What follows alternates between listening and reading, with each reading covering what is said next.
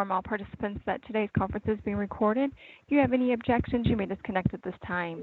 To ask a question during the question and answer portion, please press star 1 on your phone to ask a question. Please stand by. Your conference will begin momentarily.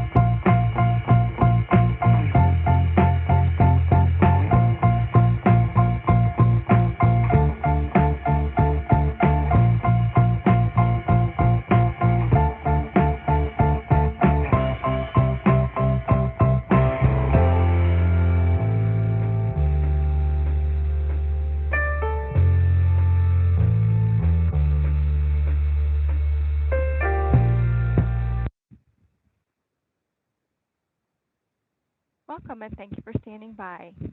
All participants will be able to listen only until the question and answer portion of today's conference. At that time, to ask a question, please press star 1. Today's conference is being recorded. If you have any objections, you may disconnect at this time. You may begin.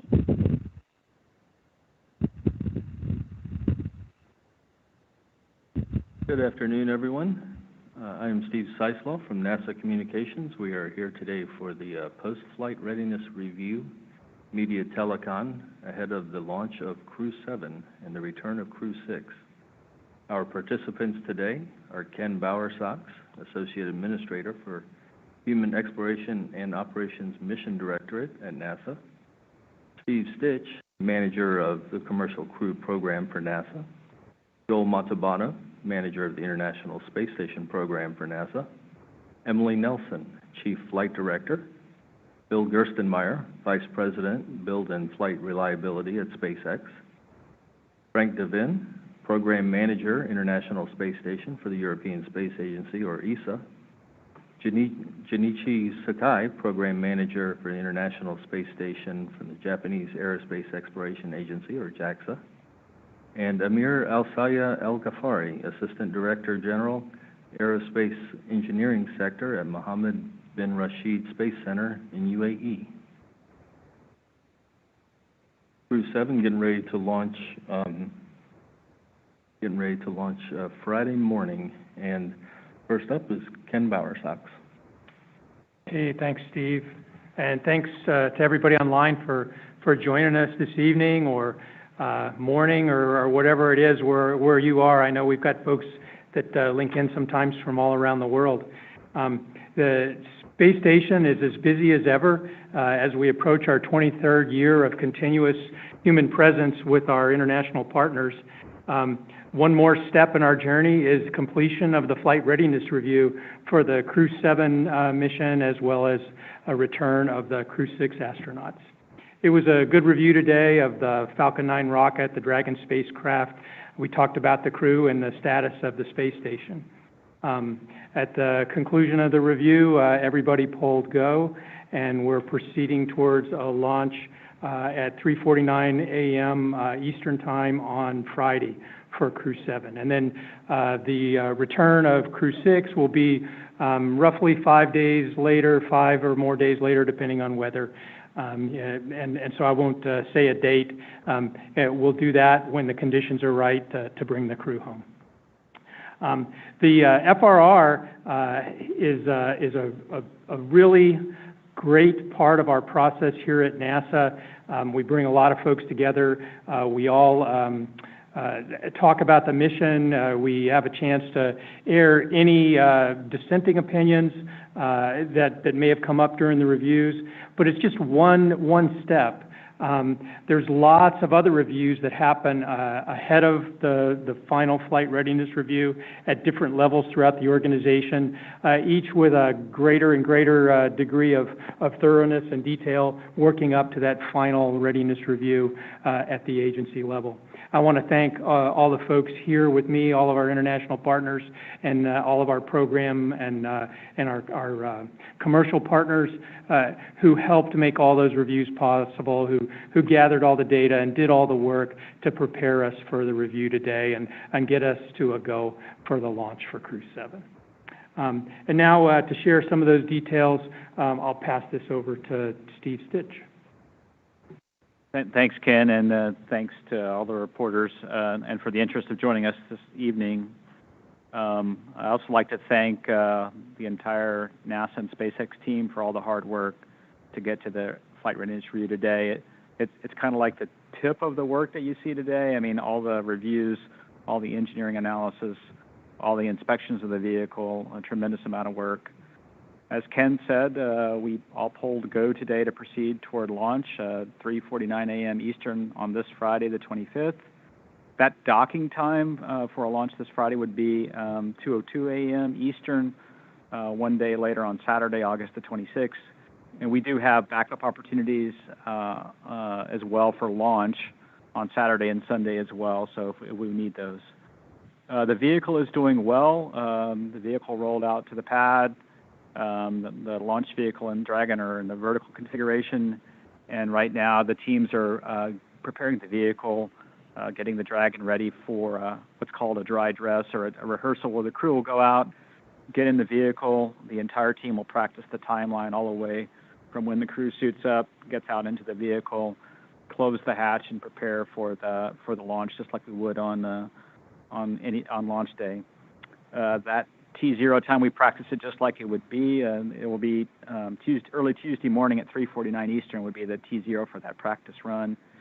And then after that, we'll put the Falcon 9 first stage through its paces. We'll do about a 6-second firing of those engines, and that'll happen around 7:49 Eastern Tuesday morning. We'll test the rocket one last time to make sure the engines perform well, and then we'll step back and review that data jointly with SpaceX. I would say the review today was very thorough. Hard to believe it's our 7th crew rotation flight. We had a few special topics that we talked about today at the review. I think we mentioned to you in the last media telecon, we've had some corrosion on some low-flow prop isolation valves. This started back on the cargo flight, CRS-28. We had a valve that stuck closed on the oxidizer side on that mission. Teams did a tremendous job once that spacecraft got back, pulling the valve out, inspecting that valve and understanding the corrosion on that valve, and then pulling valves off of many other vehicles and looking at those. We went ahead on this particular vehicle on Endurance, which is making its 3rd flight. We swapped out some of the tank ISO valve components and remediated those for flight, and we've got a good path forward and good rationale for the rest of the valves on the vehicle. The corrosion is caused by oxidizer vapors mixing with a little bit of moisture, and the materials are corrosion resistant, but if you get enough vapor from the oxidizer along with water, you can form a little bit of acid and get some corrosion. So we're in good shape for flight. We wanted to understand it very thoroughly, and so we spent the last month or so looking at data. SpaceX did testing of different valves all across the country. We actually took one valve and analyzed it at the Marshall Space Flight Center as well. The other special topic we talked about is a system that we monitor very carefully. It's our parachute system. Back on Crew 5 landing, one of the drogue parachutes was a little slower to inflate. It took almost 5 seconds to fully inflate after the first drogue parachute fully inflated. We developed a model. Both SpaceX developed their own model and NASA. We looked through that dynamics, and we cleared that issue for flight as well. We had to look at it not only for normal return, but for any abort cases as well. And so the parachute system is something that we monitor very carefully. We have imagery of the chutes at every landing. SpaceX has done a great job recovering those chutes from every single landing, and we continue to watch that system very carefully. I would say at the pad, we are in good shape. We moved the launch date to the 25th to allow SpaceX to do some work at the pad. All that work is complete. The cladding on the crew tower is complete. The pad's in good shape. and it's checked out and ready for flight. The next steps are really to get into to the dry dress and the static fire, and we take it one step at a time. We'll also monitor any other flights that SpaceX has. A tremendous amount of work by the team. I'm tremendously proud of the team, and we'll fly when we're ready, and I'll turn it over to Joel. Hey, thank you, Steve, and thank you for joining us. Space Station continues to be a very busy outpost, and in that spirit, we had a Progress undock last night, and that sets us up for a Progress launch, 85 Progress launch tomorrow, Tuesday, at 21:08 Eastern Time. And that Progress will be on a trajectory to dock Thursday evening, 23:50 Eastern Time, or just a few minutes before midnight on Friday Eastern. As was mentioned by Steve and Ken, we finished our flight readiness review today. We met for a little under 7 hours or so. All pulled go for the continuing preparation for launch. This vehicle docked to the Zenith port, or the space-facing port. Steve mentioned the launch time of 03:49 Eastern Friday, and the docking just after 2 a.m. Eastern on Saturday. Hatch opening will be about 2 hours later, and this vehicle will stay docked on board ISS for about 6 months. The Crew 6 undock will be 5 dock days after this vehicle is there. That's enough time for a good handover between the two crews, and such that the Crew 7 guys are ready to rock and roll. Crew 6 undock will include a fly-around, and so we're excited to get some good fly-around pictures of the Russian modules that have been added since the last fly-around photos were taken, the new solar array augmentation that we've done on the USOS side, and so we're looking forward to those pictures and getting those distributed out publicly. We're excited to have 3 international partners on Crew 7. This Crew 7 team will perform just under 300 experiments while they're there docked for 6 months, with 81 new investigations on board the International Space Station. Looking forward, we're looking for a Soyuz launch on September 15th and a Soyuz undock and land on September 27th. With that, a huge thank you to the Commercial Crew Program, the Space Station Program, our international partners, our SpaceX partners, and everyone involved in making these missions a success. With that, I'll hand over to Emily Nelson. Thanks, Joel. And thanks to everyone for calling in and for telling the story of human spaceflight. We had a thorough review today, and it was a culmination of a close look at the readiness of the teams on the ground, the crew, and the readiness of our spacecraft. Jasmine spoke at the start of the meeting this morning and talked about the importance of these reviews and the crew's confidence in our process. This crew is really looking forward to launch and their mission on ISS. And meanwhile, Steve and his crew on board, Woody, Sultan, and Andre, are wrapping up a really successful mission on ISS, and they and the ground teams are preparing for their safe return. Jasmine, Andy, Satoshi, and Constantine went into quarantine on August 11th. That's about 2 weeks before launch, which is standard. They arrived here at KSC yesterday morning, and they have started their sleep shift to get ready for Thursday night's launch.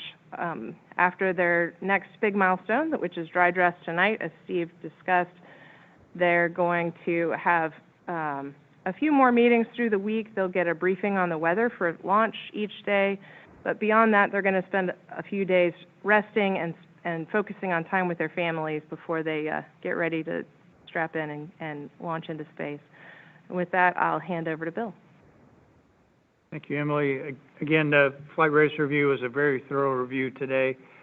I think it's nice to get a chance to step back and look at all the issues, problems, and things that are going right with the vehicles. We get a chance to take a look at the Falcon vehicle, maybe in a little more in-depth way for crew flights than we do for other flights. We know the importance of flying crew and the trust that the crew puts in us in delivering.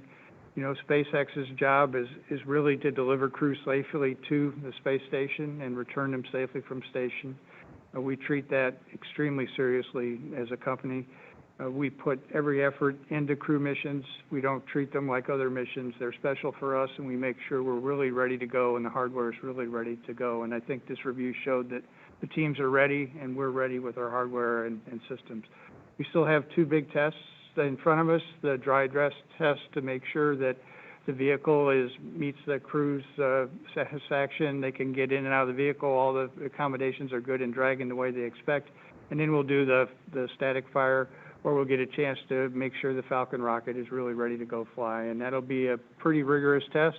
We'll do a detailed data review, and then we'll do the launch readiness review after that. So again, I'd like to thank NASA, ESA, JAXA, Roscosmos, and the UAE, and the 45th Space Wing for all the support they give us, the partnership, and helping us to make this Crew 7 launch successful. And now I'll turn it over to Frank DeWin from ESA. Thank you, Will, and welcome everybody. First of all, big thank you to NASA and the SpaceX team for preparing all the data package that we had to review today. It gave a great insight for ESA, the European Space Agency, to make sure that our crew members can fly safely to orbit. A number of firsts here for ESA. Andy will be the pilot of the SpaceX vehicle. It's the first time that we have a European crew member piloting a SpaceX vehicle, so we're really proud of that.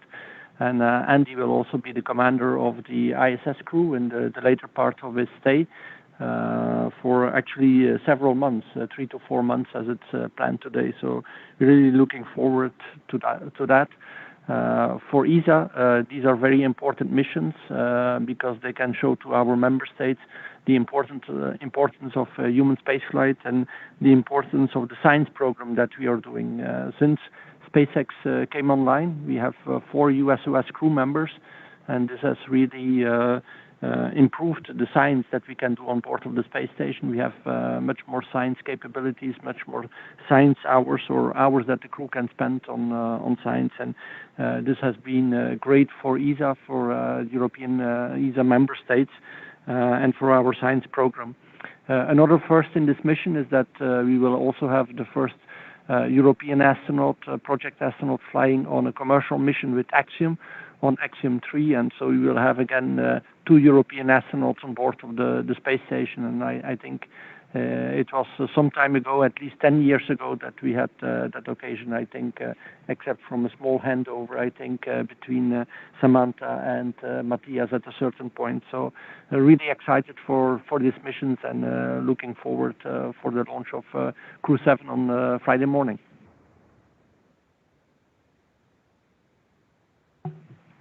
Okay, I'm Takayuki JAXA Program Manager, and first of all, on behalf of JAXA, I'd like to extend my gratitude to the NASA leadership and preparing the great presentation today, and all the members on the ground who devoted for the Crew 7 launch and continuous ISS operations.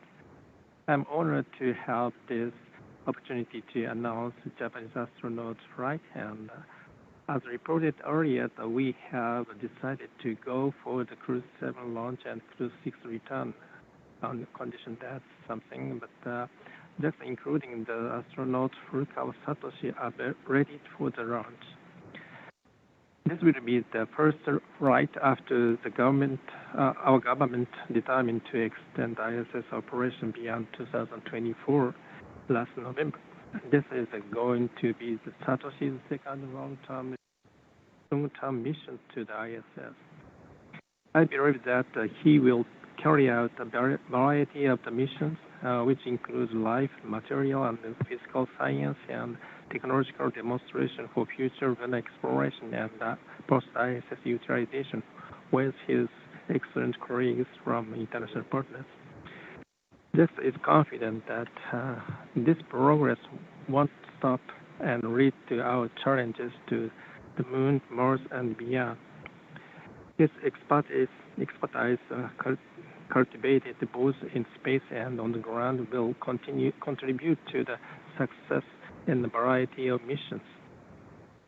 I'm looking forward to this coming Crew 7 launch and will continue to work hard for the final preparations. Thank you.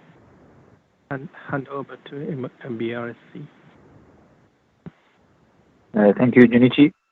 This is Amr from MBRSC. Well, I'd like to start by thanking our colleagues at NASA and SpaceX and all their team members for completing this flight readiness review and with the other agencies. Of course, this brings us closer to the launch of Crew 7, and also at the same time the return of Crew 6, which includes UAE's astronaut Sultan Al-Niyadi. Well, maybe all of you are aware, this is the second UAE human spaceflight mission, but the first long-duration mission. We're very proud to have partnered on this long-duration mission where Sultan has taken part. Over the past 6 months where he has been in space, Sultan has been very busy, involved in more than 200 experiments on the ISS. He performed various maintenance works on the ISS. These kind of experiments have been very instrumental in what we want to do, which is reaching out to the scientific community, researchers, and the students to be part of this mission, to be part of the space community. And at the same time, he accomplished a number of firsts for the UAE, and mainly would be the first Arab to complete a spacewalk along with NASA astronaut Steve Bowen. He has also done close to 20 educational and community outreach events, what we call a call from space. And within these events, he reached out to more than 10,000 people, either through direct phone calls or video calls or ham radio sessions. We're very proud with what Sultan did, and he's currently in his final stages to return to Earth. Big thanks to the teams in Dubai, in the Mission Control Center, and in Houston to support the mission all the way. Once again, congratulations for this milestone, and we look forward to launch of Crew 6, launch of Crew 7, and the return of Crew 6. Thank you. Thank you, everyone. Note to reporters and media on the call, to join the Q&A queue, just push star 1 on your phone. We're going to start today with Chris Davenport from the Washington Post. Please state your name, your affiliation, and whom your question is directed to. Yeah. Hey, Steve. It's Chris Davenport from the Washington Post. Thanks for doing this. For Gurs, I guess you touched on this in your opening remarks, but I just wonder, given the high cadence of launch that you guys are doing, I wonder if you can talk a little bit about how you guard against complacency and just continuing to remain vigilant, especially when it comes to the human spaceflight missions. And then for Gurs or Steve, just real quick, when you talk about the valves that you were looking at with the corrosion, where on the vehicle are those valves, or are they throughout, or are they in a specific region? Thanks so much. Yeah, so I'll start a little bit. I think, first of all, it's important to know that we have separate teams that are monitoring all these activities. So it's not just one team that's doing Starlink flights and one that's doing crew flights. In fact, we can support launches from 3 pads simultaneously with our support teams the way we are. So we're not overstressed, we're not overworking the workforce. Same thing with the technicians. They're dedicated to various launch sites and various pads and various vehicles. I think we're humbled by every time we learn something. We learn some small things, and then we go investigate those things, and then we learn more, and then hopefully we're then preventing some bigger problem from coming in the future. So I think there's an advantage of flying a lot, and the fact that we get to see these vehicles operate a lot, we get to see the hardware tested in various environments. When we fly Starlink missions, we'll typically fly a higher thrust profile, actually run pumps at higher turbine speeds, and then that actually lets us see how the engines really perform. Then we go fly a crew mission. We fly that crew mission at reduced levels with more margin available for the hardware. So I think that gives us another benefit of getting a chance to see this hardware operate in a more stressful environment. And then when we need the high reliability, we back off to more typical kind of values for crew missions. So I think there's a good balance between the two. I think it's easy to think that this is easy. This business is not easy. From the outside, it may look like we're flying a lot of flights and they're all trouble-free. They are not all trouble-free. They are not easy. Every time we fly, we learn something. We spend the time to go analyze it. We're very agile in the fact that we can get into tests. We have a lot of vertical integration. We can do things in Hawthorne, tear valves apart, dissect things. We use the NASA team where appropriate. We shift some of the work to them to go take a look at, and I think that strength between us both makes sure we're ready to fly. So, my words are stay hungry. I say the company's words are stay paranoid. I like hungry better than paranoid, but the idea is that you just got to keep looking, and when you find some small problem, you got to really understand what it's trying to tell you, because later, when the big problem happens, you'll see the breadcrumbs that lead all the way back to that little problem at the beginning. The secret is to find those little problems, expand on those, and then help yourself to fly safer in the future. And Steve can talk a little bit about the valve, and I can add some if you want. Yeah, the valves are really in what we call the service section part of the Dragon vehicle. So they're spread all across there. There's a number of panels throughout that vehicle that carry the structural load, and the valves are in that area. So outside the crew module, inside the service section, some are under the tank, some are easily accessible. The ones that we were able to, on the oxidizer side, that we were able to go take apart the dry side, the valves use an armature to go ahead and actuate, so it's an electrically actuated valve. We were able to take the valve apart and replace some of those components on what I would call the dry side of the valve that doesn't have propellant, and reassemble those and retest those on the spacecraft, and we know all those valves are functioning just fine. So hopefully I answered your question. And I would say this is a good example of what I tried to describe before. On CRS-28, we had a valve that didn't close properly. As soon as that vehicle landed, we were immediately able to get that valve out, pull it apart, take it apart, analyze it. We shipped a piece of that valve actually to Marshall to go take a look at. They could identify the problem. And then we figured out there's a way that if we actually power the valve a little bit longer, we can actually drive through this corrosion and get back functionality of the valve. So again, we not only solved the problem, identified the magnitude of the problem, how far it was across the fleet, but then we also found a remediation to prevent a future occurrence if something like this shows up in flight. Thank you. And again, media can push *1 to join the Q&A or *2 to drop out of the Q&A. Next up is Stephen Clark from Ars Technica. Hi, Steve. I think my question will be just to follow up on Chris's to Gurst. Can you point to, we heard the ISO valve thing on Dragon, the parachute, drogue parachute thing that you looked at on Dragon. Can you point to a couple of things that you've learned on some recent Starlink flights with this high cadence or any other Falcon 9 launch on the launch vehicle side that has caused you to go back and kind of reassess something or inspect something on a launch vehicle for a crew mission? Thanks. Yeah, on one of our flights, we had a pogo valve, which is a valve in the prevents the propellant from moving up and down in the system, and that valve stayed open, and we had an oxidizer leak on one of our Falcon Heavy flights.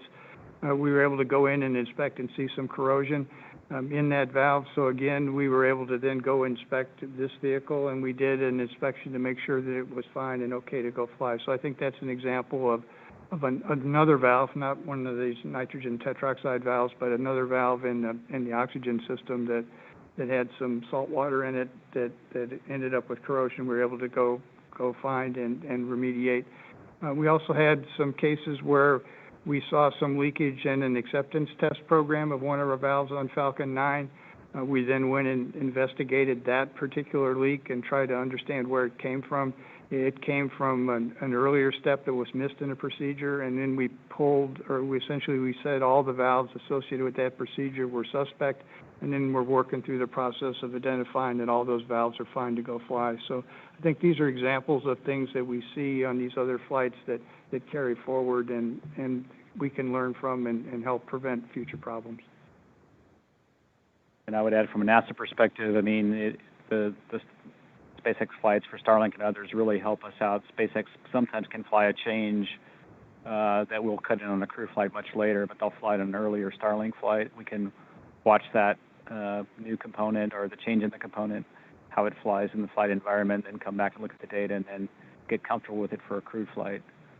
Same thing with the cargo Dragons. You know, we fly sometimes small changes on the parachute system. For example, we're flying on Crew 7 on the energy modulator, which is kind of a shock absorber strap that goes between as we pull out the main bags from the drogue parachutes during that deployment sequence. We're flying some ties on that to keep the straps intact and not contact other parts of the system during deployment. So we flew those on a cargo flight first, watched that over actually several cargo flights. Now we're flying it on the crew flight for the first time on Crew 7. So. Thank you. And next is Marcia Dunn from Associated Press. Yes, hello. For Steve, I suppose, I'm not sure, perhaps someone else would like to add. Was it just chance that 4 partners are represented on this mission on the crew? Do you see it as a one-off fluke? Will there be more instances of this?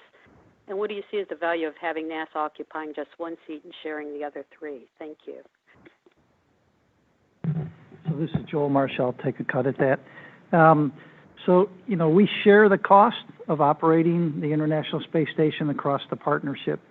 So as people fly, as we have people in space, each partner gains crew time on orbit, and that's based on their contribution. And so the way the timing worked out for this one, with our integrated crew agreement that we have with Roscosmos, it was time for these other folks to fly. And so will that happen in the future? It may happen. It all depends on, the days in orbit. So we're excited to have this. The international partners are a big part of the International Space Station. I'll tell you, and maybe some of my international partners want to comment, that makes us as strong as we are today, the partnership. And so anytime we can have these opportunities, I think it's a good thing. And from a CCP perspective, we're excited to fly our first complement of having an astronaut from each of the partners on our vehicle. And in particular, Andy flying as the pilot is a very big deal for us. He's certainly qualified with his background, and he's gone through all the right training at SpaceX and NASA and ready to go fly the flight, and that's pretty exciting for us. Thank you. And David Curley for the Discovery Channel. You're next. Thanks very much. Joel, ASAP in the last 2 quarterly meetings has talked about the leaks in the Russian module. Can you give us a sense of, they talked about repairs and filling them. Is this age? Is it stress on the system? And generally, what is your level of concern? Thank you. All right, good question, David. So let me just kind of level set everybody. So we've identified 2 cracks and then an area of interest in that part of the service module there. And cracks, we're talking, people think of cracks. Each crack that we talk about is on the order of about 1 inch, actually a little less than 1 inch. And the width of that crack, about the size of a couple salt crystals. And so pretty small areas. You'd have to have a much larger crack before you were worried about it. So what have we done? We've stop drilled the cracks. We've patched it. We flew some hardware on the last Northrop Grumman Cygnus mission to go ahead and do an inspection of that patch without removing the patch, so we can do an ultrasonic inspection such that we can confirm that the crack is not growing. In addition, we've gotten some hardware samples of the metal from Roscosmos that was used, samples that was used of that module, and we're doing some additional testing.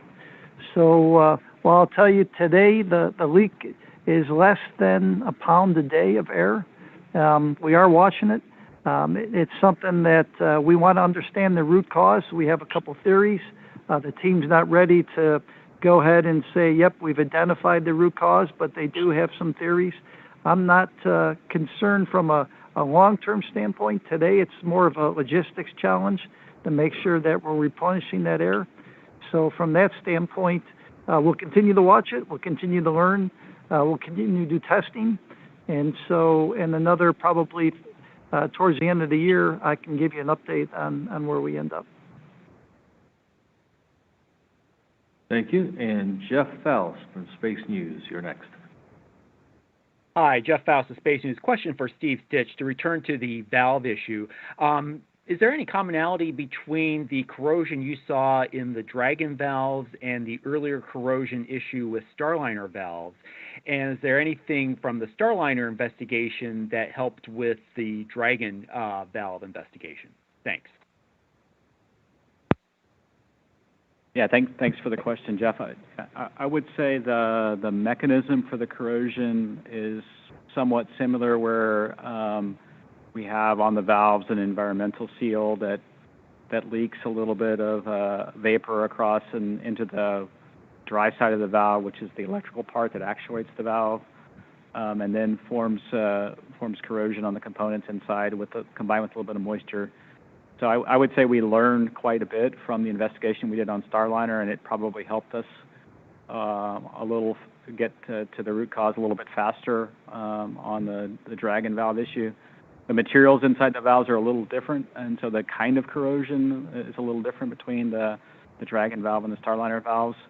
But it's a similar mechanism. You know, SpaceX, as Bill talked about, got the valve out very quickly, and was able to work through that, understand the mechanism for the corrosion, and then the team did a great job. One of the things we learned is it's important to have a purge up on the system. So in other words, in the service section, I have some very dry air, dry nitrogen flowing through that whole system to take vapors away from any area to where that corrosion will start. And that mitigation is a very similar mitigation to what the Boeing team is using on the Starliner service module. So there's a parallel to that as well. I think we're learning a little bit about capsules and valves between the two different vehicles, Starliner and Dragon. And, you know, we have a little bit more work to do long term, I think, on the Dragon vehicles, how to remediate the corrosion for the long term, because we really want to refly each one of these flights, you know, vehicles up to 5 times. So thanks for the question. Thank you. And next is Will Robinson Smith from Spaceflight Now. Hi, thanks for taking my question. That actually provides a very nice segue to what I was going to ask there to both Steve as well as to Bill Gerstenmaier.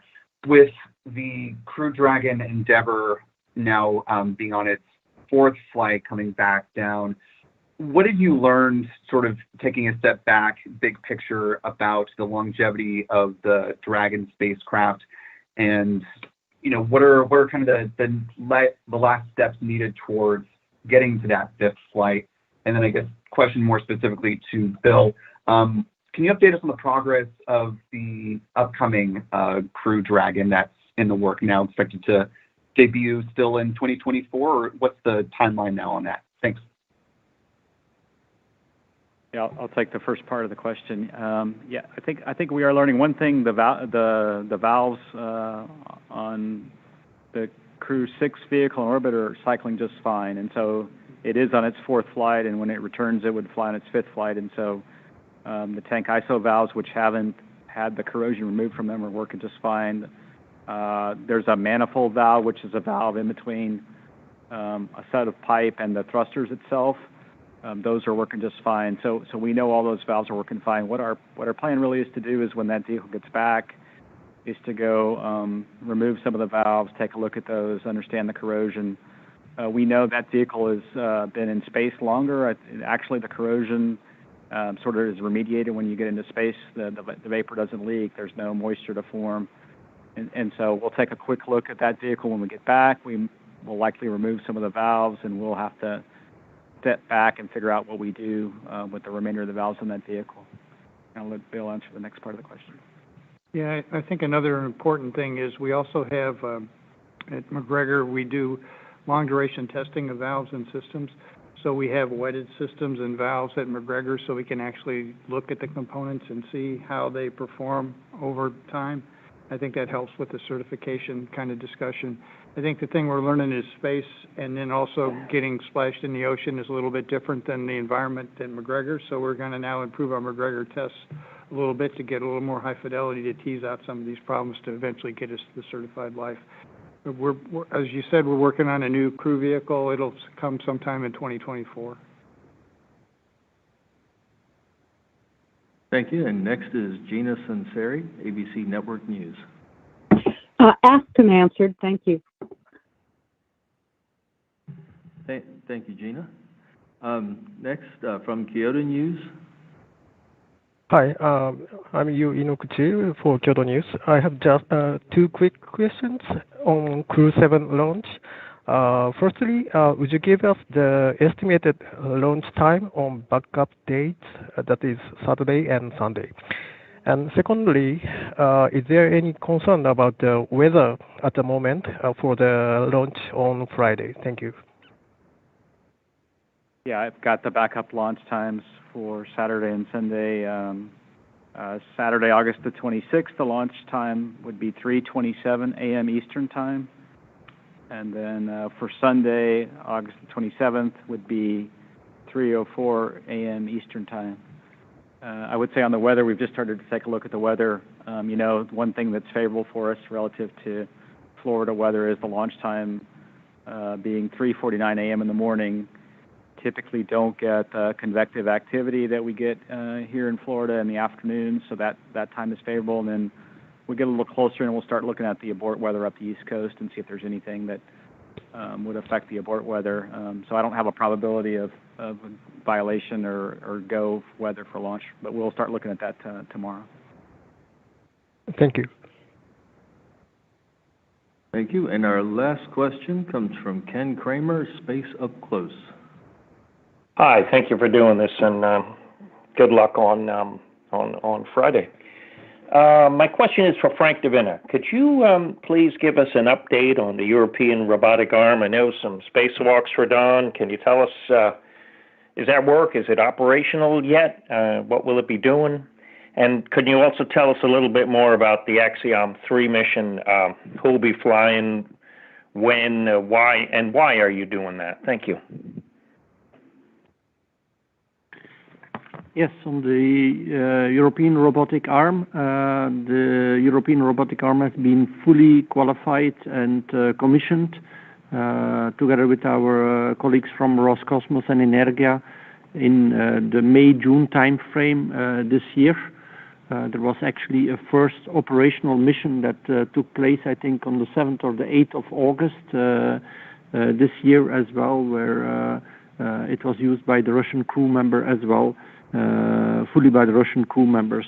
So the arm is fully operational, fully qualified. For what it will be used is really dependent on our colleagues from Roscosmos.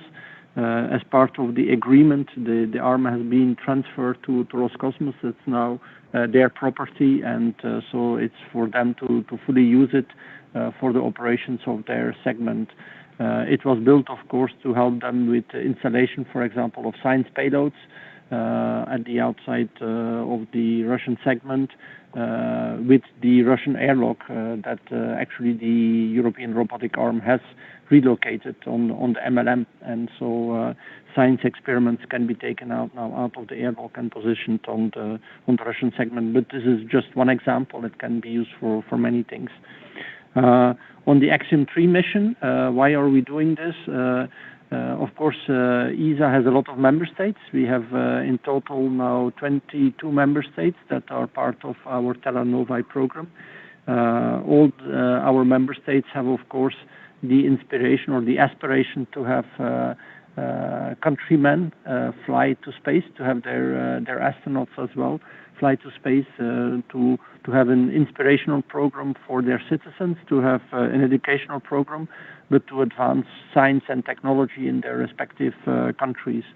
And unfortunately, ESA does not have yet its own human transportation system. We are working on that. There will be a space summit in November this year, where we will ask the top politicians from ESA member states and heads of state to see if ESA indeed should develop its own transportation system, human transportation system, first cargo and then human to LEO and later on to the moon, so that we can even become a better partner for our agencies. I think we have seen this in the International Space Station as well, the fact that we have very strong partners that have complementary capabilities is a strength, and we have the International Space Station that has shown this very clearly. And going forward in Moon to Mars and Artemis, together with our NASA colleagues, we want to be an even stronger partner for NASA in there. So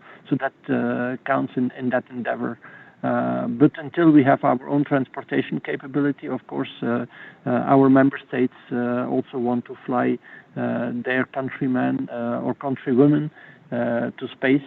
And the fact that through the private astronaut missions program that NASA has started, we now have this capability of augmenting our ESA crew members that can fly to the International Space Station to do even more science and even more technology and even more educational and inspirational activities. So we are very proud that we can do that. We will actually have an astronaut on Axiom 3, but there are more astronauts in the pipeline that will come. So this is not a one-off. There will be more of those missions coming in the future. Thank you. Cool, thank you. That was our last question today, so we are going to wrap it up, and the team is going to get back into their launch preparations. Again, launch of Crew 7 coming up Friday morning, 3:49 a.m. Eastern Time. You can follow all of the updates at nasa.gov, also on the Commercial Crew blog. Thank you very much. Thank you for your participation. Participants, you may disconnect at this time.